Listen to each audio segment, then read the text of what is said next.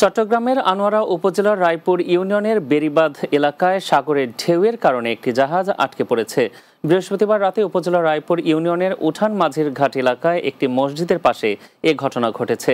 স্থানীয় বাসিন্দারা জানান, বঙ্গোপসাগরে সৃষ্ট দুর্যোগপূর্ণ আবহাওয়ার কারণে সাগর উত্তাল ছিল।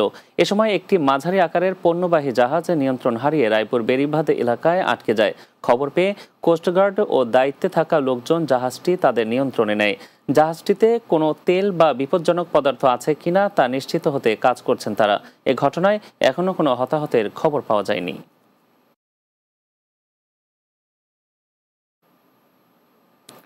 বাংলাদেশ জামাতে ইসলামী চট্টগ্রাম অঞ্চল নির্বাচনী দায়িত্বশীল সম্মেলন অনুষ্ঠিত হয়েছে।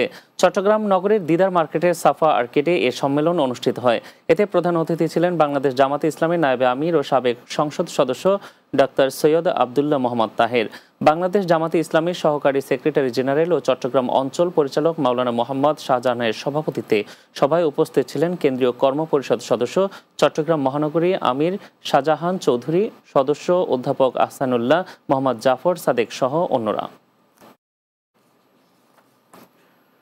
কক্সবাজারে পর্যটকদের নিরাপত্তার কথা মাথায় রেখে দিনরাত কাজ করে যাচ্ছে ট্যুরিস্ট পুলিশ, এমনটা জানিয়েছেন ট্যুরিস্ট পুলিশের অতিরিক্ত ডিআইজি আপেল মাহমুদ। কক্সবাজারে ট্যুরিস্ট পুলিশের কনফারেন্স রুমে চট্টগ্রাম দক্ষিণ জেলা টিভি সাংবাদিক ফোরাম নেতৃবৃন্দের সাথে ট্যুরিস্ট পুলিশ কক্সবাজার রিজিয়নের মতবিনিময় সভা অনুষ্ঠিত হয়। এ সময় তিনি একথা বলেন। চট্টগ্রাম দক্ষিণ জেলা টিভি সাংবাদিক ফোরাম সভাপতি তাপস দে আকাশের সভাপতিত্বে বক্তব্য রাখেন সংগঠনের সিনিয়র সহসভাপতি সুমন চক্রবর্তী, সাধারণ সম্পাদক এরশাদ আলম, সাংগঠনিক সম্পাদক মুক্তার হোসেন ও অর্থ সম্পাদক শহীদুল ইসলাম সুমন সহ আরও অনেকে।